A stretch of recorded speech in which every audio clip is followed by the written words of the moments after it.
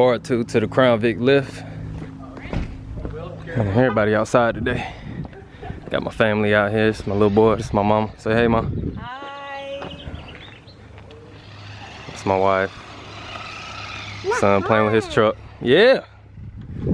But yeah, this is part 2, and Crown Vic got lifted yesterday, but we ran into a lot of issues. I'm not gonna be one sugar-coated. The place I got it done by, they was getting irritated with it, and they had my car for about a week longer than they were supposed to have it. So me and my uncle out here now putting on the sway bar in the back. They act like they couldn't do it, so we did have to go and get some longer bolts. We went to Lowe's, got some longer bolts for the sway bar in the rear. You guys that's going up with the 5-inch lift is gonna have to go to Lowe's, get some longer bolts. They're 3/8 by 10 inches long, just to be able to connect to this rear sway bar. A lot of people would tell you you don't need your rear sway bar, but that is BS. Because coming down the road yesterday, I mean, the rear of this car was all over the place. And that's not even talking about the front, guys. The front, I am like very disappointed with. But we're gonna get everything squared away. Small thing to a giant. Let me show y'all the front, man. They got my wheel cambered inward so daggone much, man. Look at that. I don't know if y'all can see it. Let me go to this side. Look how cambered the wheel is inwards.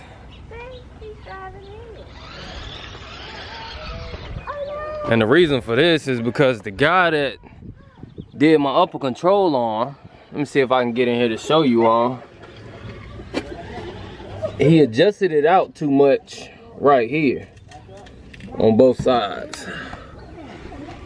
If I can get a good view of it. He adjusted it out too far.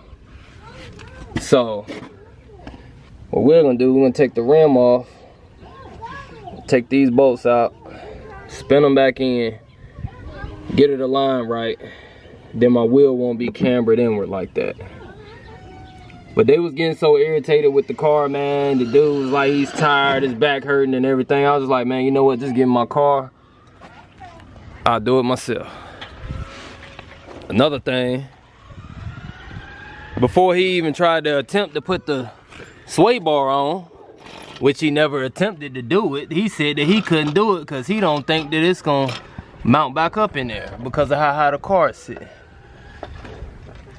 So, mind you guys, I had to drive this car about 15 miles back to the house with no sway bars on the front or rear. So the car was all over the place. But you know what, lesson learned, man. If you want things done right, sometimes you just gotta do it yourself. Ain't that right on? So, get up underneath here. This link right here is broken off, but I got 2 of the brand new links as I showed y'all in part 1. Those go in that hole that you can see right here. So when I bought this kit from Lifter Brand, they told me to put the wheels on the car first, lower the car on its wheels, then try to put the sway bar on. But before we even done all of that, man, we put the wheels and stuff back on yesterday. The guy acting like he's so daggone tired. And I wasn't about to wait a whole nother day for my car because he was actually late getting to it yesterday. So I said, man, just give me my stuff. Me and my family will put hands on it and we'll know it's done right. This is what I should have done to begin with. I should have just done it myself, but I'm not gonna bash nobody. The hardest part is done, which is this coilover cup here. To set that on top, we had to compress the springs in and align the top of it up because there's 3 bolts that go through the top, the holder here. So we had to align the top up and the bottom up at the same time, which was pretty hard to do without the right tools. But I'm gonna show y'all what the lift look like. I like how high it sits. Look, that man working up underneath there with no jacks. No jacks.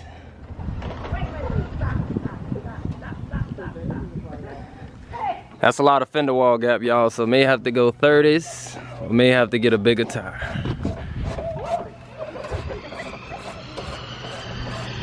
My uncle said that it sits a little bit too high, but they only make 3 and 5 inch lifts. And I had the 3 up here before, so I had to go with the next thing, the next step, which is a 5, and this is where it set me. I like it, but just either gotta get a bigger tire or a bigger rim.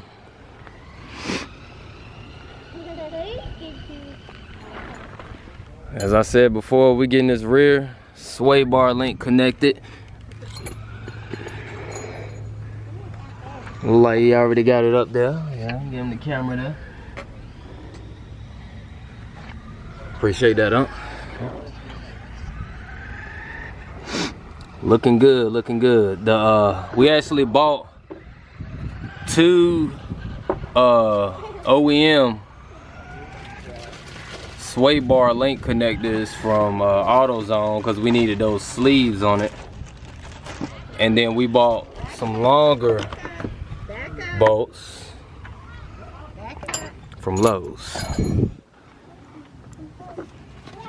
The length of those bolts are 10 inches.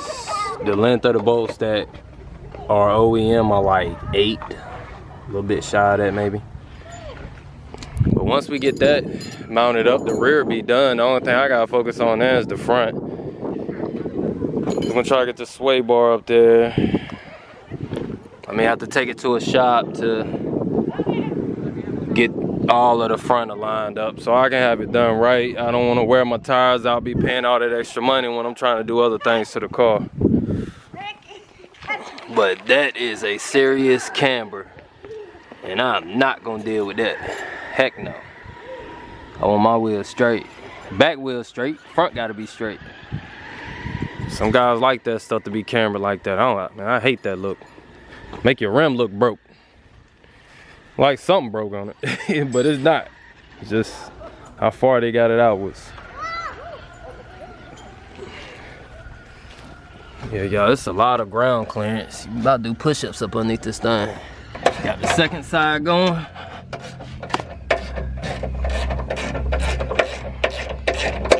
Cranking on down.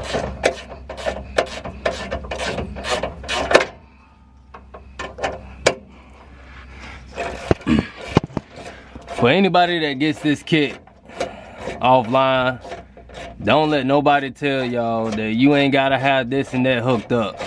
Make sure all of your factory stuff is back up in there, whether you gotta get longer bolts, longer screws, whatever, man. Don't let nobody try to screw you over and just do something, because that's exactly what happened to me yesterday. Like I said, I'm riding down the road, which I know that front sway bar was gonna act like that. I knew I was gonna have to get that put back on, but they acting like they couldn't do it or whatever. But then they telling me I don't need the rear. I'm like, that's BS, man. I've actually had one of these things to pop loose one time, and I could actually feel the difference in the rear end moving around. Every time I hit a bump, go over those bridge ices. As soon as you hit that, the rear end shaking. Then I gotta readjust this spring. Y'all look, my spring crooked. And there's a lot going on.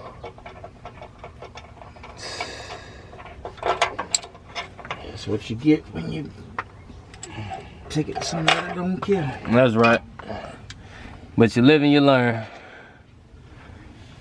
Like I said, I'm not trying to bash nobody, but y'all learn from me, y'all take it from me. I will tell the truth about stuff now. I'm not just gonna show y'all the car and act like everything is good, because it's not. But we getting it right, so that's the only thing that matters. Nothing is broke. Everything can just be readjusted.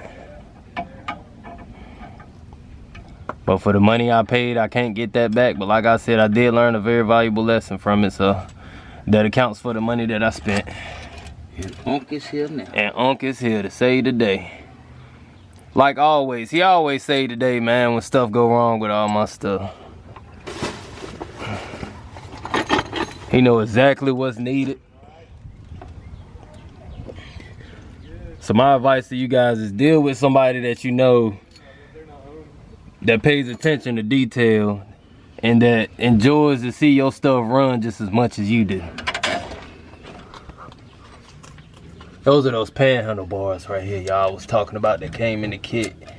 They adjustable also. I think they pretty neat. But with this car being jacked up so high, a lot of stuff gotta be redone. I forgot to mention something to you guys earlier. I'm gonna go to the front of the car. Something else I gotta get that was unexpected, but hey, I told y'all I'm trying to do everything right. I want to eventually put some 410 rear end gears back there. I was just talking to my uncle about it. So I'm gonna put some 410 rear end gears, but that's not what I want to talk to y'all about. Show y'all, this here is my drive shaft. So with the car being lifted, that shiny part right there is pulled too far out from my transmission. So you need a longer drive shaft. So I need a longer drive shaft. What we say on, we got a 52 3/4 inch drive shaft. That's right. So that's usually what comes on the VIX, y'all. Y'all can see that this drive shaft say police on it. So when he get home, he has a bunch of Mustangs. Real fast Mustangs, I must say. And he has a drive shaft on one that he said that he gonna take a measurement on, and hopefully it's longer. Hopefully it's like 54 inches, because that's what we need. You don't have to have this whole shiny part stuck up in there, but that much room forward is about comfortable for me. From where my finger is this way,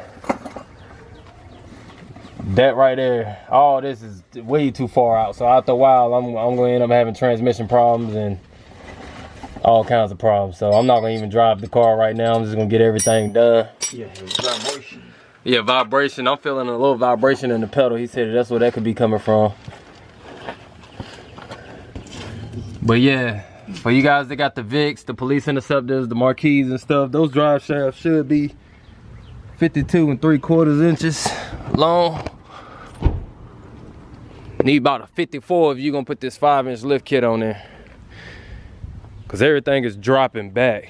Everything is pushed back to the back of the car.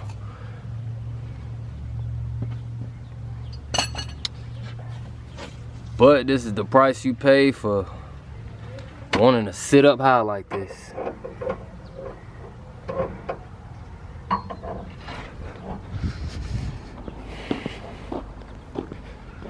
I just can't get over how this wheel is cambered like that, man. That just sickens me. It wasn't even safe to drive this thing on the road yesterday, man. I was probably going like 25 or 30 in the slow lane on the highway. For the route that I need to take to get back to my house, the highway was the only way to get here. And then what kind of scared me was, which I had my 4-ways on and everything, what kind of scared me was there was a police officer that rode up right behind me. He had his partner in the passenger seat and everything. I'm looking in my rearview mirror. I'm seeing both of them looking at the car. But shoot, about 2 minutes later, they just pulled right on by me and ain't even looked my direction. I said, I'm going 25 or 30 on the highway with the 4-ways on. I'm surprised they ain't throw their lights on to ask me what was wrong, if I needed help or nothing. They ain't care. They said, boy, that's what you get for one of these rims on that car. I know you're having problems, buddy, and we can't help you.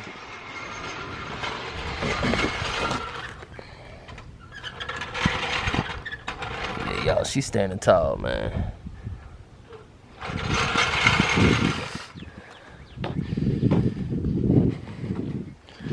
All right, that's part 2 with a 5-inch Crown Vic lift. Y'all stay tuned for part 3. Part 3 coming real soon.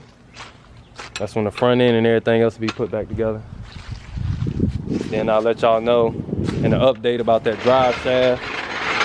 What we'll figure out, may have to get a machine shop or a drive shaft shop just to make one, and then go from there. But I'm not gonna drive around with that drive shaft that far. Like I said, I'm inspecting everything on the car as I'm getting it done, because I want everything done right. I don't want to get out here, be broke down, embarrass myself, or maybe hurt somebody else or hurt myself. So yeah, I'm gonna get everything done right, make sure. So the rear is gonna be done today. I won't have to worry about touch the rear no more for right now until I put those gears in the rear. But part 3 will be dealing with the front and the way the wheel cambered. Stay tuned. Part 3 coming soon.